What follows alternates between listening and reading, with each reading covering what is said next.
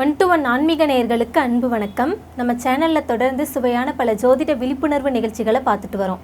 அந்த வகையில் இன்னைக்கு நம்ம பார்க்க போகிறது காஞ்சி மகா பெரியவரோட ஜாதகத்தோட சிறப்பம்சங்கள் என்ன அப்படிங்கிறத மூத்த பத்திரிகையாளரும் ஜோதிட ஆய்வாளருமான திரு ராஜேந்திரன் அவர்களிடம் கேட்டு தெரிஞ்சுக்குவோம். வணக்கம் சார். வணக்கங்க. உலக புகழ்பெற்ற சிவஞானி காஞ்சி மகா பெரியவரோட ஜாதகத்தை பற்றி ஒவ்வொருத்தரும் ஒவ்வொரு விதமாக சொல்லிட்டு வராங்க. அவர் உலக புகழ்பெற்ற சிவஞானியாக ஆனதுக்கு என்ன காரணம், அவரோட ஜாதக அமைப்பு என்ன அப்படின்னு சொல்லுங்கள். கண்டிப்பாம்மா. இது பார்த்திங்கன்னா ஆன்மீகத்தில் நம்பிக்கை இருந்தாலும் சரி, ஆன்மீகத்தில் நம்பிக்கை இல்லாதவர்களும் சரி, எல்லாரும் அவர் மேலே ரொம்ப மரியாதை வைத்திருந்தார்கள் அப்படின்னு சொல்லலாம். காஞ்சி பெரியவர் நாம் வாழ்ந்த காலத்தில், அதேமாதிரி நீ வாழ்ந்த காலத்தில் இருக்க மாட்டார்னு இருக்கிறது, நாங்கள்லாம் வாழ்ந்த காலத்தில் பார்த்து பிரமித்து போன ஒரு ஞானி. அவர் தவ வாழ்க்கை ஒழுக்க சீலர்கள் அப்படின்னு சொல்லுவாங்க இல்லையா, அந்த மாதிரி ஒரு வாழ்க்கை வாழ்ந்த ஒரு பெரியவர். கடவுள் மறுப்பு சிந்தனை உள்ளவர்களும் அவருடைய ஒழுக்கத்தையோ அவருடைய நடவடிக்கையோ குறை சொல்ல முடியாது. அந்த அளவுக்கு அவர் ஒரு ஞானியாகவே வாழ்ந்தார். சன்னியாசின்னு சொல்லுவாங்கள்ல, அந்த சன்னியாசியோட தன்மை இருக்குல்ல, அதை முழுமையாக அவர் கடைபிடித்து வாழ்ந்ததுனால அவர் ஒரு உலக புகழ் பெற்ற சிவ ஞானியாகவே விளங்கியிருக்கார், மடாதிபதியாக விளங்கியிருக்கார். அப்படிங்கிறது யாராலையுமே மறுக்க முடியாது. காஞ்சி பெரியவரோட ஜாதகத்தை பற்றி பேசுகிறதுக்கு முன்னால் அவருடைய வாழ்க்கையில் நடந்த நிறைய இன்சிடெண்ட்டில் ஒரு இன்சிடெண்ட் மட்டும் நான் சொல்கிறேன். மகாலிங்க ஸ்ரௌதிகள் அப்படின்னு சொல்லக்கூடிய அந்த ஆன்மீக சொற்பொழிவாளர் அந்த பேசினதை நானே பார்த்துக்கிட்டு இருந்தேன். அதில் கேட்ட ஒரு முக்கியமான செய்தி, அதாவது ஒரு சன்னியாசி அந்த கையில் தண்டம் வச்சுருக்காரு இல்லையா, அந்த குச்சி மாதிரி வச்சுருக்காங்கள்ல முட்கோல், இந்த தண்டத்தை ஒரு சன்னியாசி கையில் பிடிச்சிட்டாருன்னா அது எதுக்குன்னா அதுதான் முற்றிலும் துறவுக்கான முதல் அடையாளம். மண்ணாசை பொன்னாசை எந்த ஆசைகளும் அவர்களுக்கு கிடையாது. உற்றார் உறவினர்கள் அப்படியெல்லாம் எதுவுமே கிடையாது. உலகத்தில் பிறந்த அனைத்து உயிர்களும் என்னுடைய பிள்ளைகள், எல்லா உயிர்களும் என்னோட உயிர்கள், எல்லா உயிர்களும் இறைவனுடைய அம்சம் அப்படின்னு சொல்லிட்டு தான் அந்த தண்டத்தை பிடிச்சிருவாங்க. அதுக்கப்புறம் பார்த்திங்கன்னா பற்றை முழுமையாக அழிப்பதற்கு தான், பற்றுன்னு ஒன்று இருக்கவே கூடாது, அந்த பற்றுன்னு எதுவும் இருக்கக்கூடாதுன்னு சொல்லிட்டு தான் அந்த தண்டத்தை கையில் பிடிக்கிறாங்க. அந்த தண்டத்தை கையில் பிடித்த பிறகு அவர் முழுமையான சன்னியாசியாகி விரத முறைகள், ஒழுக்க முறைகள், தவ முறைகள் எல்லாத்தையும் அவர் கடுமையாக கடைபிடிச்சிட்டு வரக்கூடிய ஒரு காலகட்டத்தில் ஒரு குறிப்பிட்ட ஸ்டேஜில் அவருக்கு ஒரு டெலகிராம் வருது. அந்த அப்போல்லாம் தந்தி தானே, மொபைல் ஃபோன் இதெல்லாம் கிடையாதுல்ல. அந்த டெலகிராம் வந்தோன்னா பெரிய ஒரு பேரில் வந்தோன்னா அங்கே உள்ள உதவியாளர்கள் அவர்கிட்ட போய் கொண்டு கொடுக்குறாங்க. பிரித்து பார்க்குறாரு, முகத்தில் எந்த ரியாக்ஷனுமே கிடையாது. அந்த தந்தியை கீழே வச்சுட்டு அங்கே உதவியாளரை கூப்பிட்டு இந்த குழந்தைகளுக்கெல்லாம் மருந்து ஊற்றுவாங்கள்ல பாலாடை, இந்த 2 பாலாடை எடுத்துகிட்டு வாங்க அப்படின்னு சொல்கிறாரு. அவங்க கொண்டு கொடுக்குறாங்க. கொண்டு கொடுத்த பிறகு கண்ணாடி போட்டிருந்தாரில் அந்த கண்ணாடியை கழட்டிட்டு அந்த கண்ணில் வைக்கிறாரு. அந்த கண்ணிலேருந்து கண்ணீர் துளிகள் உதிருது. அதை உடனே அப்படி எடுத்து ஓடுற ஜலத்தில் கொண்டு போய் கொட்டிடு அப்படிங்கிறாரு. அவ்வளோதான். மடத்தில் இருக்கிறவங்களாம் என்ன நடந்துச்சுன்னு அவர்கிட்ட கேட்கும்போது அவங்களோட உறவினர்கள் தந்தையோ தாயோ யாரோ இறந்துட்டாங்கன்னு சொல்லிட்டு தந்தி வந்துருச்சு. அப்போ சொல்கிறாரு, நான் தான் என்றைக்கு தண்டத்தை கையில் பிடிச்சிட்டோன்னா எனக்கு ஏது உறவு முறை, நான் தவத்தையும் ஒழுக்கத்தையும் முழுமையாக கடைப்பிடிச்சவன், இருந்தாலும் ஏதோ ஒரு இடத்துல சின்ன குறை இருந்திருக்கு, அதனால தான் இந்த செய்தி காதில் விழுந்ததுக்கப்புறம் எனக்கு கண்ணில் தண்ணி வந்திருக்கு அப்படின்னு சொல்லிட்டு ரொம்ப வருத்தப்பட்டிருக்காரு. அப்புறம் எல்லோரும் கேட்டிருக்காங்க, கண்ணீர் வந்துருச்சு ஓகே, ஆனால் இதை எதுக்கு ஒரு இந்த பாலாடையில் வச்சு பிடிக்கணும் அப்படின்னு கேட்கும்போது அவர் அதுக்கு ஒரு விளக்கம் சொல்லியிருக்காரு. இந்த சன்னியாசியோட ஒழுக்கத்தை தூய்மையாக கடைபிடிக்கிறாங்கல்ல, அதனால் உண்மையான சன்னியாசியோட கண்ணீர் பூமியில் படக்கூடாது. அப்படி பட்டால் இயற்கை சீற்றம் வரும், அதனால அது இயற்கை படக்கூடாதுங்கிறதுனால வச்சு பிடிச்சேன் அப்படின்னு சொல்லுவாங்க. அதாவது எப்படின்னா, காஞ்சி மகா பெரியவரை பற்றி நிறைய நிகழ்வுகளை சொல்லிக்கிட்டே வருவாங்க. இதில் ரொம்ப நான் கேட்டதில் எனக்கு ரொம்ப மனசை பாதித்த ஒரு நிகழ்வு இது. அப்போ எப்படி துறவுங்கிறத அவர் எந்த அளவுக்கு முழுமையாக கடைபிடிச்சிருக்காரு அப்படின்னு பார்க்கலாம்ல. ஸோ அப்படி வரும்போது அவருடைய ஜாதகத்தை போட்டு பல பேர் பல்வேறு விதமான விளக்கங்களை சொல்லிகிட்டு இருக்காங்க. பட் நம்மளும் அவருடைய ஜாதகத்தை எடுத்து பார்க்கும்போது நமக்கு என்ன கண்ணில் தென்பட்டுச்சு அப்படின்னு பார்க்கும்போது அவர் பார்த்திங்கன்னா 1894 மே மாதம் 20ஆம் தேதி பிறந்திருக்கார். விழுப்புரத்தில் பிறந்திருக்கார். அவரோட மறைவுங்கிறது 1994 ஜனவரி மாதம் 8ஆம் தேதி பிறந்திருக்கார். கரெக்டாக கிட்டத்தட்ட 100 வருஷம் ஆகுதுல்ல. 99 வருஷம் முடிஞ்சு 100ஆவது வருஷத்தில் தான் அவர் காலமாயிருக்கார். உலகத்தில் மிகப்பெரிய பொறுப்பில் இருந்தவங்கெல்லாம் அவர்கிட்ட ஆசீர்வாதம் வாங்கிப்பாங்க. பிரதமர் இந்திரா காந்தி கூட அவர்கிட்ட கடைசி காலத்தில் ஆசீர்வாதம்லாம் வாங்கியிருக்காங்க. அப்படி இந்திரா காந்தி அவங்கள பார்த்து ஆசீர்வாதம் வாங்கும்போது அவருடைய கண்ணிலேருந்து அப்பவும் லேசாக கண்ணு கலங்கி இருக்குது. ஏன்னா அவங்களுடைய இறப்பை அவருக்கு முன்கூட்டியே அவர் உணர்ந்திருக்காரு. ஸோ இந்த போல் நிறைய சொல்லிகிட்டே வருவாங்கள்ல.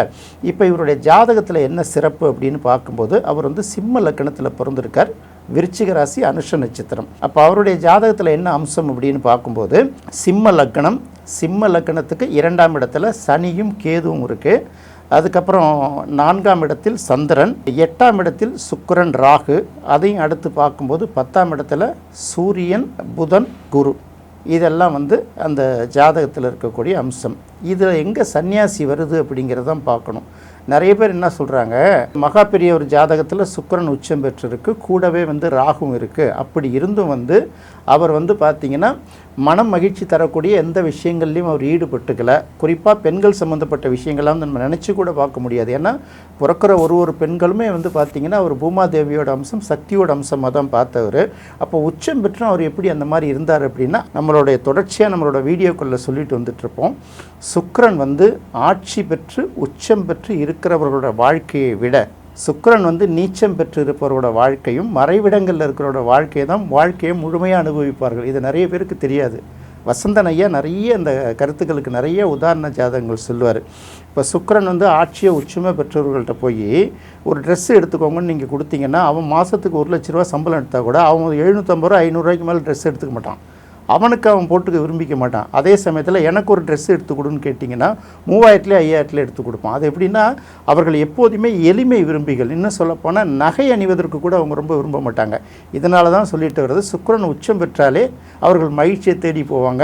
அதுக்கப்புறம் ராகு இருந்தால் இன்னும் அதை கூட்டிடும் அப்படிங்கிறதுலாம் வந்து பார்த்திங்கன்னா ஒரு தவறான ஒரு கணக்கு. அது வந்து சரியாகவே வராது.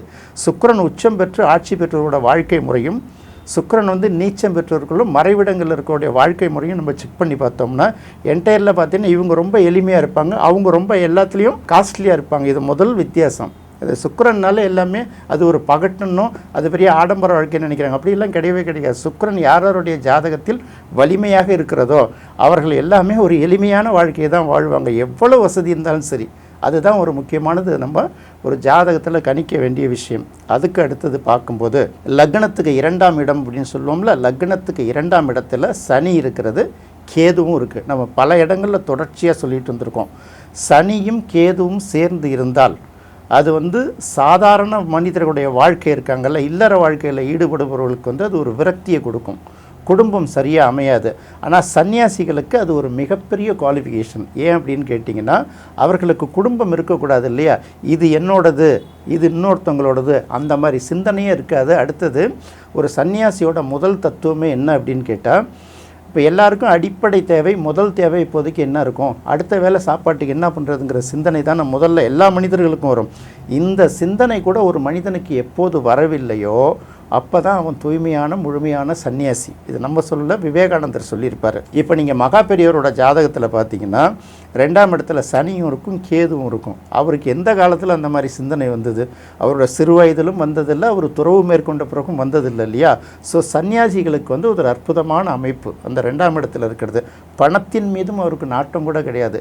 யாரோ பெரிய பெரிய அளவுக்கு அவருக்கு வந்து மரியாதை செலுத்தி பணத்தெல்லாம் அப்படி வச்சுலாம் அவர்கிட்ட வணங்குவாங்களாம்.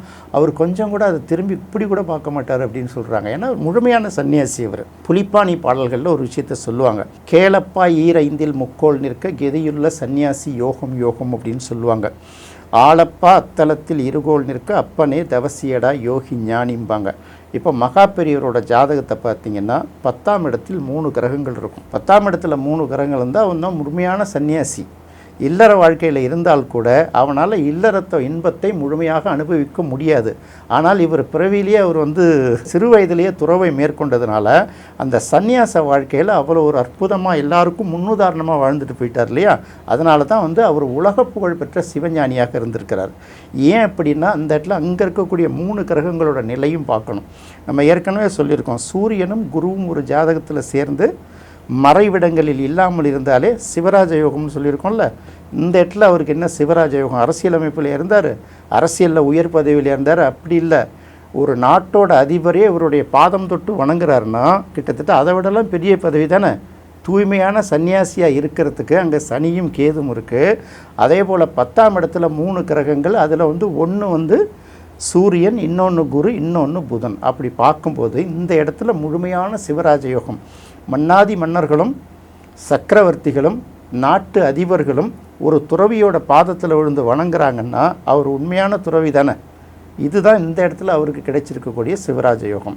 இன்னொரு இடத்துல என்ன சொல்கிறேன் அப்படின்னு கேட்டிங்கன்னா, புலிப்பாணி பாட்டிலே இப்போ நான் சொன்ன பாட்டு கேளப்பா ஈரைந்தில் முக்கோள் நிற்க கெதியுள்ள சன்னியாசி யோகம். சன்னியாசிங்கிறது தான் மிகப்பெரிய யோகம். அந்த யோகம் மட்டும் யாருக்கும் கிடைக்கவே கிடைக்காது. சன்னியாசி வேஷம் போடுறது வேறு, ஜாதகம் பார்த்தா இன்னொரு 10,000 எக்ஸ்ட்ரா வாங்கலாமா, இல்லை நம்ம சொல்கிறதுலாம் அது வேறு. முழுமையான சன்னியாசி அவருடைய சாப்பாட்டு விஷயங்களில் கூட சொல்லுவாங்க, ஒரே ஒரு நாள் இந்த கீரையை கொஞ்சம் அதிகமாக சாப்பிட்டாருன்னு சொல்லிட்டு ஏதோ சாப்பிட்ருக்காரு, மறந்து சாப்பிட்டாரா என்ன சாப்பிட்டாருன்னு தெரியல, மறுநாள் வந்து கீரையை நிறையா செஞ்சு வச்சுட்டாங்களாம். அதனால் அவர் சாப்பாடே இருந்திருக்காரு, வேறு எதையோ சாப்பிட்டுட்டு வந்து அப்போ அது பிடிக்குதுன்னு அதை எனக்கு வச்சிருவியா அப்படின்னு கேட்டாராம். அந்த மாதிரி ஒரு தூய்மையான சன்னியாசி. அதனால தான் அந்த ஜாதகத்தில் கேது சனி காம்பினேஷன் குடும்ப இடத்துல இருக்கிறதுனால இல்லறவாசிகளுக்கு அது சிக்கல். முழுமையான துறவு உண்மையான துறவு மேற்கொள்ளணும் அப்படின்னு நினைக்கிறவங்களுக்கு அதுவே யோகமாக வந்து சேர்ந்துடும். அவர்கள் ஞானிகளாகவும் இருப்பாங்க. ரெண்டாவது அதுதான் சித்தர்களோட அடையாளமே. 10ஆம் இடத்துல 3 கிரகம் இருக்கிறதுனால அவர் வந்து ஒரு முழுமையான சன்னியாசி தான். அவருக்கு வேறு என்ன அடையாளம் சொல்ல முடியும்?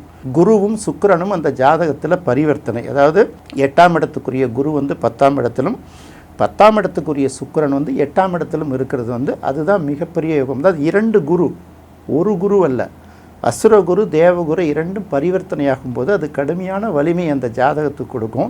இவருக்கு என்ன கொடுத்துட்டுனா அந்த விரத முறைகளிலும் ஒழுக்க முறைகளிலும் தவ முறைகளிலும் உறுதியாய் நிற்பதற்கான ஒரு வாய்ப்பை கொடுத்துருச்சு. புலிப்பாணிலே இன்னொரு பாட்டு இருக்குது, அதையும் நான் இப்போ உங்களுக்கு சொல்கிறேன். அது வந்து பார்த்திங்கன்னா 180வது பாட்டு, புலிப்பாணி 300ல் இருக்கக்கூடிய 180வது பாட்டு. அந்த பாட்டு என்ன சொல்லுதுன்னா, பாக்கியத்தில் வீரியத்தோன் இருக்க தன்னை பகரவே வெள்ளி குரு பார்க்க நிற்க யோக்கியத்துடன் சிவதலத்தில் ஞானியாகி உலகு மைக்க மடாதிபதியாய் இருப்பான் என்று தீர்க்கமுடன் அவனிதனில் அறிய வேண்டி செப்பினோம் இதையறிந்து செகத்தில் யார்க்கும் ஆக்கமுடன் போகருட கடாட்சத்தாலே அவனிதனில் புலிப்பாணி அறைந்திட்டேனே அப்படின்னு சொல்கிறார். உலக புகழ்பெற்ற சிவஞானியாகவும் மடாதிபதியாகவும் இருக்கும்போது அவர் என்ன சொல்கிறாருன்னா, 9ஆம் இடத்துல சூரியன் இருந்து அதை குரு வந்து பார்த்தாலும் சேர்ந்தாலும் சுக்கிரன் அதோடு சேர்ந்திருந்தாலும் அவன் உலக புகழ்பெற்ற சிவஞானியாக இருப்பான்னு ஒரு விஷயத்தை சொல்கிறாரு. இந்த புலிப்பாணி 300 அப்படிங்கிறத பார்த்திங்கன்னா கிட்டத்தட்ட பல நூறு ஆண்டுகளுக்கு முன்பு, 1000 ஆண்டுகளுக்கு முன்பு எழுதப்பட்ட நூல். அதுக்கப்புறம் பிரதிகளை மாற்றி எடுக்க எவ்வளோ மாற்றங்கள் கூட உள்ளார புகுந்திருக்கலாம். இதை எல்லாத்தையும் பார்க்கும்போது ஒரு விஷயத்தை அவர் தெளிவாக சொல்லிடுறாரு. சூரியன் குரு சம்மந்தப்படுறது ஒரு விஷயத்தை தெளிவாக சொல்கிறாரு. சில நேரங்களில் சுக்கிரனையும் இணைத்து சொல்கிறார். அப்போ இங்கே நீங்கள் பார்த்தீங்கன்னா சூரியன் குரு புதன் அந்த 10ஆம் இடத்துல இருக்குது. இன்னொரு பக்கம் பார்த்தா சுக்கிரனும் குரும் பரிவர்த்தனையாக இருக்குது. பரிவர்த்தனையானக்கூடிய ஜாதகங்கள் என்ன எடுப்பாங்கன்னா, இந்த கிரகங்கள் அங்கே இருக்கிறத எடுத்துக்கலாம், அல்லது அந்த கிரகத்தை இங்கே இருக்கிறத எடுத்துக்கலாம். அவர் 9ஆம் இடம் அப்படின்னு சொன்னால் கூட 10ஆம் இடம் அப்படின்னு பார்க்கும்போது 10ஆம் இடத்துல குருவும் சூரியனும் சம்மந்தப்பட்டிருக்கிறதுனால அவர் உலக புகழ்பெற்ற சிவஞானியாக திகழ்ந்திருக்கிறார். சுக்கிரனுடைய தொடர்பும் அதுக்கு கிடைத்திருக்கிறதால் பரிவர்த்தனை ஆகியிருக்கிறதுனால அனைவரும் அவருடைய பாதம் தொட்டு பணிந்து அவருடைய தரிசனம் கிடைக்கிறதே அவர்களுக்கு சிறப்பு அப்படின்னு வாழ்ந்திருக்காங்கல்ல. இதுதான் வந்து காஞ்சி மகா பெரியவருடைய ஜாதகத்தை பார்த்து என்னுடைய குரு எனக்கு சொல்லிக் கொடுத்த சில விஷயங்களை அதை ஒப்பிட்டு பார்க்கும்போது நாமளால் கண்டுபிடிக்கக்கூடிய ஒரு விஷயமா இருக்கு இல்லையா. 100 வருடம் வாழ்ந்த ஞானி இன்னும் வந்து பல குடும்பங்களில் தெய்வமாக அவர் வாழ்ந்துக்கிட்டு இருக்காரு. அவர் இன்னும் வணங்கிட்டு இருக்காங்க, அவருக்கு பூஜை நடத்திட்டு இருக்காங்க, எப்படி இருக்காங்க. ஸோ இந்த ஜாதகம் வந்து ஒரு அற்புதமான ஜாதகம். உலக புகழ்பெற்ற சன்னியாசின்னு எடுக்கும்போது இந்த ஜாதகத்தை நம்ம வந்து அந்த பரிசையில் அந்த பட்டியலில் இதையும் வைக்கலாம். இதுதான் நம்ம முக்கியமாக கவனிக்க வேண்டியது. இது நமக்கு தெரிஞ்சது. இன்னும் கூட பல யோகங்கள் நிறைய சொல்லலாம்.